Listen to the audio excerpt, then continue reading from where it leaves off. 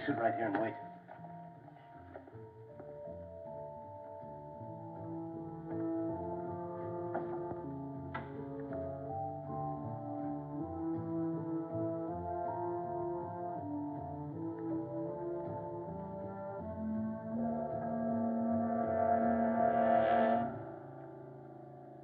Mr. Kinett? Mr. Cole? You've considered the proposition? Yes. A stipulation. You'll get the $100,000 after you're arrested. Agreed. I've given you 10 seconds of my time. You should be flattered. I should? I've not only given you my time, but I'm ensuring the security of your child. And I'm paying a very high premium. Murder.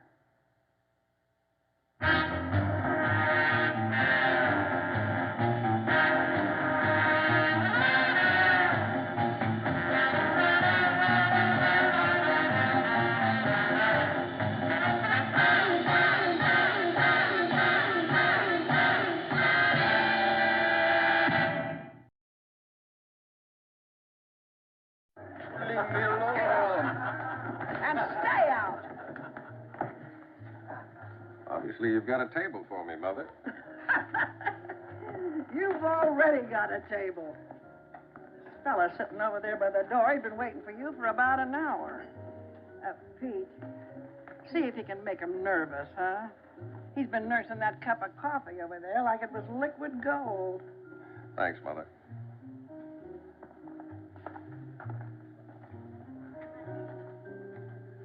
My name is Gunn. You wanted to see me? Oh, yes.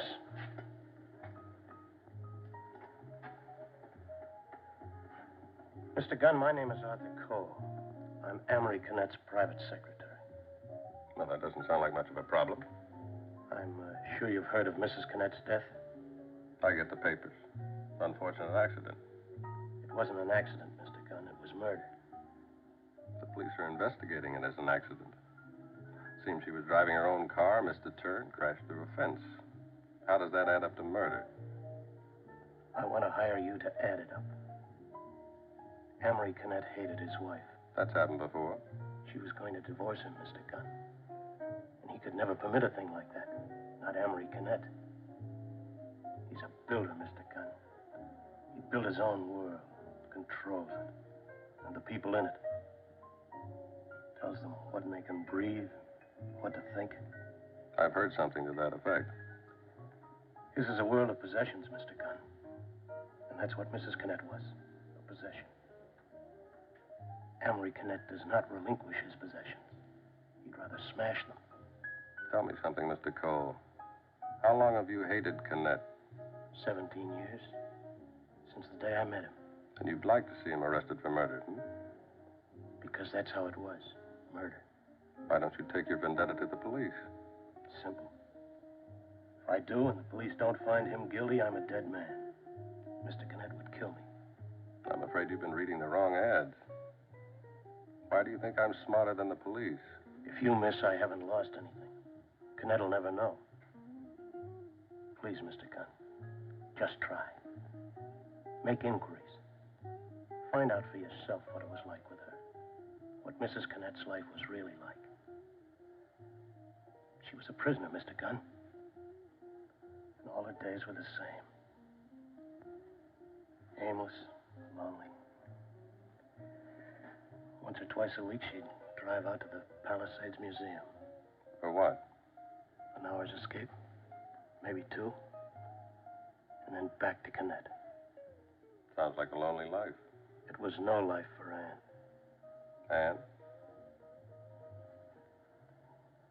I was in love with her, Mr. Gunn. You can reach me there. Is this table taken? Oh, sit down. We'll compare credit cards. Well, I sort of had something else in mind. I thought maybe we could go out to the terrace. And do what? Well, we'll think of something. A little later. Thanks a lot. There was nothing.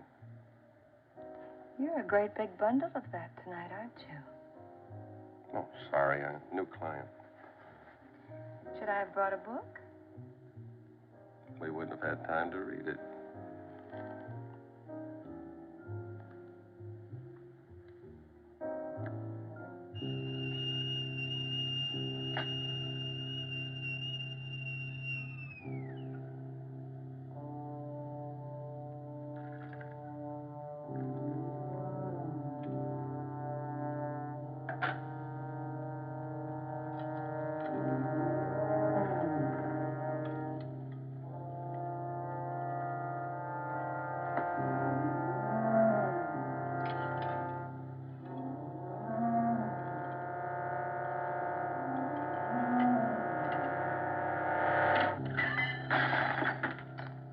Daddy, what's the matter?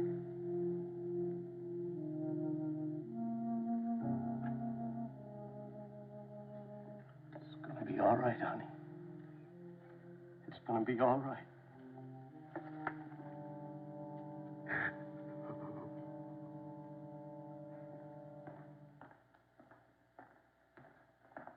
You have excellent taste, Mr. Gunn.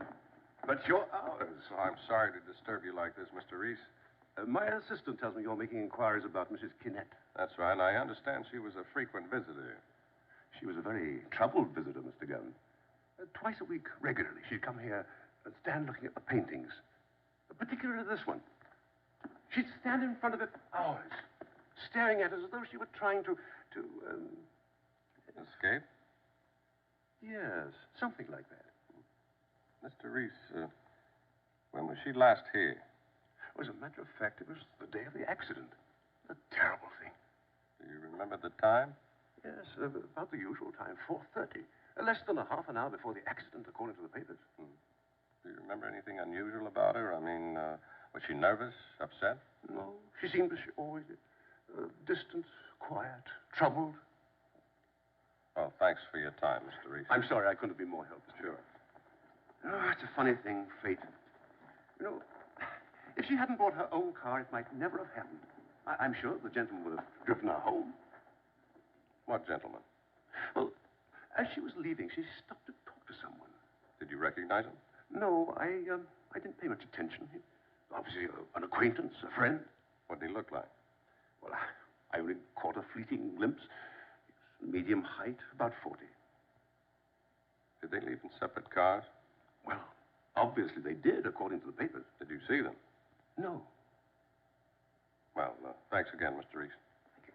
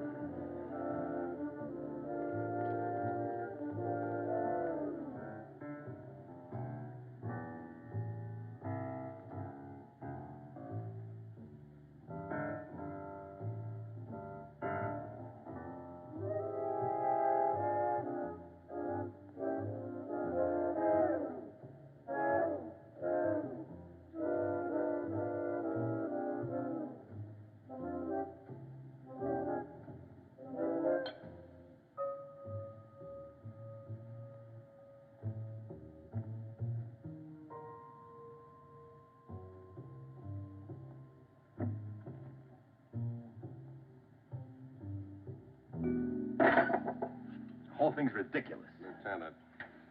Pete, 3 lab men combed that car and found nothing. You make a casual inspection, you come up with that. Just lucky, I guess. I'll say it again. That was not in the car when we checked it at the accident. Now, I can see why you might believe that. Look, Pete, if one of my men overlooked a thing like that in an accident check, I'd have him walking a beat in the Gobi Desert. Now, Lieutenant, calm down. The point is, it was in the car, it had blood on it, and you did lift fingerprints off of it. I told you they're being checked. Well, it may take a little time, but maybe I can give you a shortcut. Well, usually we ask the cooperation of the FBI, inasmuch as we have 180 million people in this country. But since you've got it solved, why should we annoy the FBI? Look, it runs like this. That description I got in the museum, it could match my client. You realize what you're saying? that maybe Arthur Cole murdered Mrs. Kinett and hired me to prove it. It just doesn't make sense. All right, let's try it this way. Cole sends me to the museum. He figures that I'll get a description. Then for insurance, he plants the tire iron in a very convenient spot. Why would Cole want to get arrested for murder? I don't know, but let's pick him up and find out. Mr. Cole, we'd like to ask you some questions. Downtown. Mr. Gunn, would you mind staying here for a little while? Of course.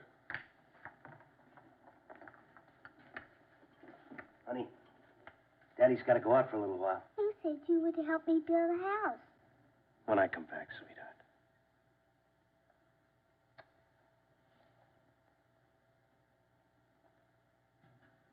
Shall we go, Lieutenant? You better call Juvenile. It might be a long night. Right.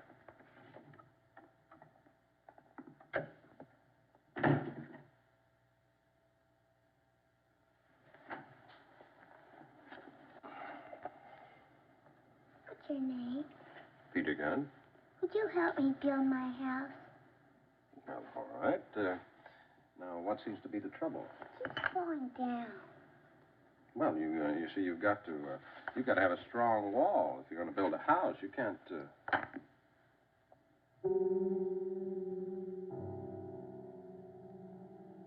Where did you get this? From my daddy's drawer.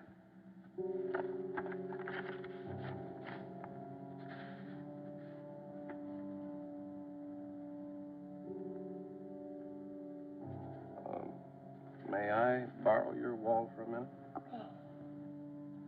Thank you.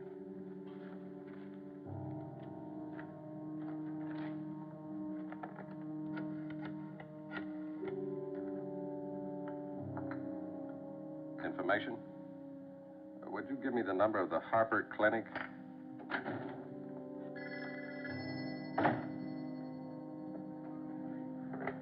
Jacoby. Pete. How's the babysitting? Just fine. Hold on a second. Angela, honey, why don't you get your hat and coat? We're going out for a minute.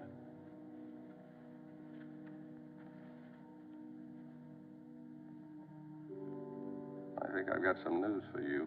I got some for you. You were right. Those prints belong to Cole. You better not plan on a long trial for him. What? I just talked to the Harper Clinic.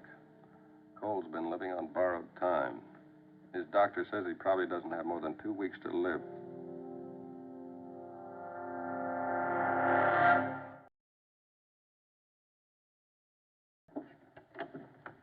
You working your way through something?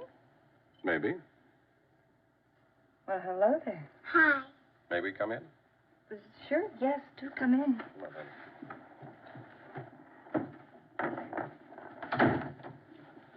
What's your name, sweetheart? Angela. Well, that's a lovely name. Where do you live, Angela? Here. Angela, this is Edie. I'm very glad to know you. I'm glad to know you, dear. Would you like a drink? Edie. Milk? The refrigerator's right in there. Do you want to help yourself?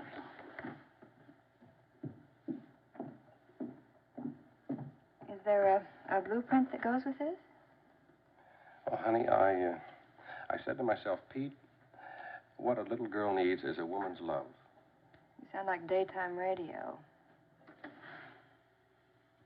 Where did we get Angela, Daddy? Well, it wasn't hard. Her father's in quite a bit of trouble. And, honey, well, she'd have to go to juvenile hall unless... Oh.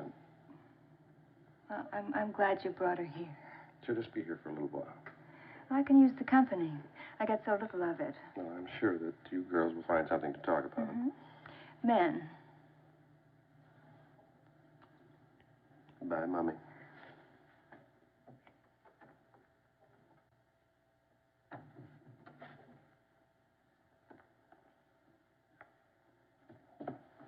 Thank you.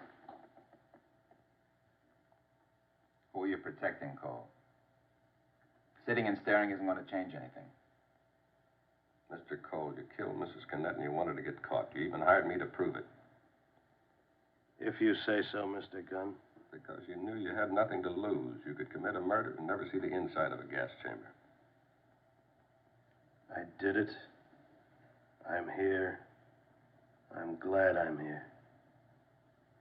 Why belabor the issue? I'm going to die. That isn't the point. I know the point. Point is, you'd like it all neatly wrapped up. The state wants its pound of flesh. Cole, you told me you loved Ann Kinett. I only pitied her. But I had to get you on the hook. Make you suspect a crime of passion. Jealousy motive. What was the motive?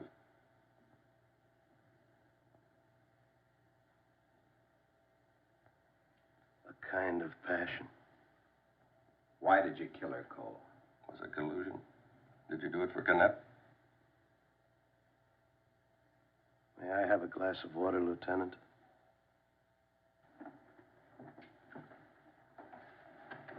You know, we could keep this up all night, Cole. I'd like to make it easy on you.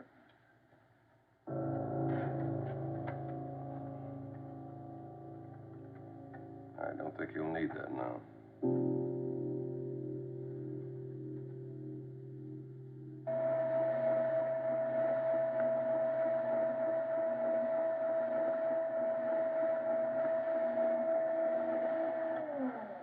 Who do you want? Mr. Kinett, You don't see people at this time of night. I think you'll see me. I'll have to call him. What's your name? Tell him it's Arthur Cole. Just a minute there, mister. You can't go up there. But...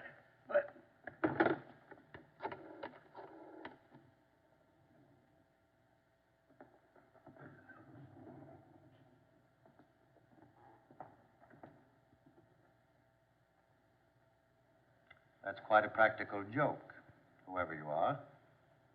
Mr. Kinett? Who are you? My name is Gunn. Are you a friend of Mr. Cole's? You might say that, since he hired me to make sure that he was arrested for a murder. Interesting. I thought you'd be interested, that you probably hired him to commit the murder. What murder? Your wife. Aren't you being a little preposterous? Am I? You're a very big man, Mr. Kinett. Practically a public institution, which obviously doesn't leave you much time for your private life. What's your point, Mr. Gunn? Your private life. Now, it's no secret that you and your wife were having trouble, that she had threatened a divorce. We'll not discuss my wife, Mr. Gunn. Not in my present state of bereavement. You have my sympathy, Mr. Kinett. Now, shall we talk about Arthur Cole? What about him? He's dead. Regrettable. Oh, I don't think you'll want to send flowers, since he told me about the deal between the two of you. Must have been delirious. Let's see how delirious the police get about it. Well, I just wanted to drop by and exchange sympathies with you. Thank you for your consideration, Mr. Gunn. Now, why don't you get out of here? It's been a pleasure, Mr. Kinett.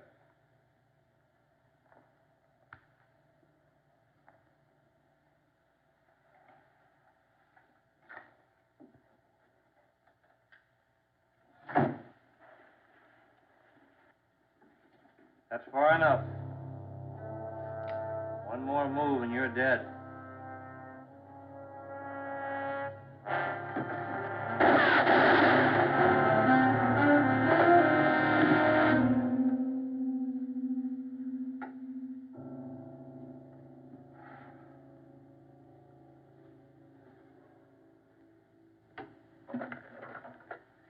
Frank Erby, uptown assassin. Very expensive. A very good shot. Surprised he missed. I'm glad. Consider yourself important. His services ran high. Only the best people employed him. Only the rich people. Like? Amory Kinett? If I could prove that, I'd pick him up. Maybe we can prove it. Mr. Gunn, I admire you. I actually do. Do you? I'm fascinated with the devious paths your mind takes. Kinett, I haven't got much time. That's amusing. You telephoned me. You said I couldn't afford to ignore a very attractive proposition. I permitted you to come. Now, Mr. Gunn, I find you're proposition. Not only unattractive, but ridiculous. We don't have to fence. The price is $500,000. Remarkable. It's probably a little more than you paid Arthur Cole for killing your wife. Sort of an insurance policy to secure his daughter's future. Marvelous assumptions. In his condition, you knew very well he couldn't get 1 cent of regular life insurance. Marvelous. And you want $500,000 from me not to take these assumptions to the police? I'm getting a little impatient. I'll give you 2 minutes to make up your mind. You're giving me a time limit? How dare you use that tone to me?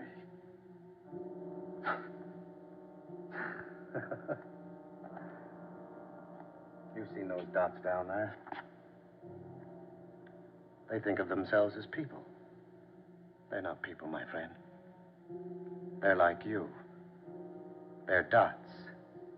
Little, inconsequential dots. Every day they try to steal from me, try to outmaneuver me. But it never works out, Mr. Gunn.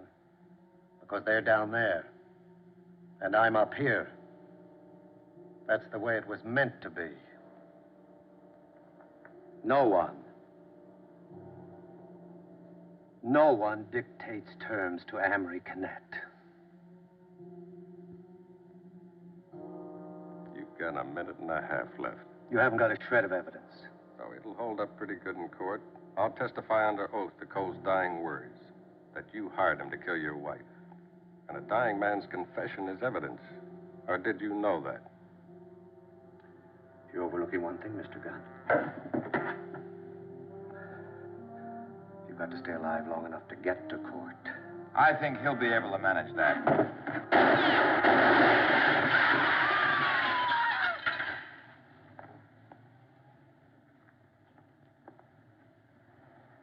Little inconsequential dots.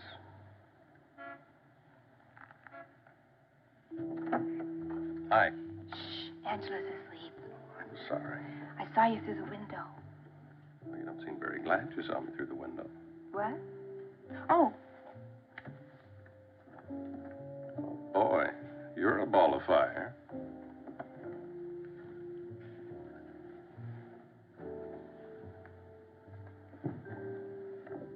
everything go all right? Everything except for her. No parents. Looks like they're going to have to put her out for adoption. Oh, Pete. Oh, no.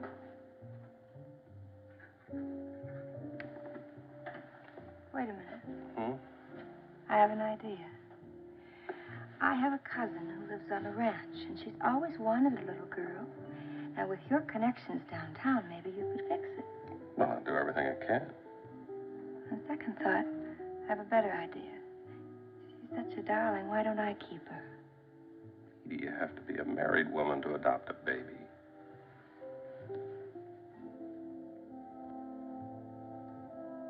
You could wake the baby.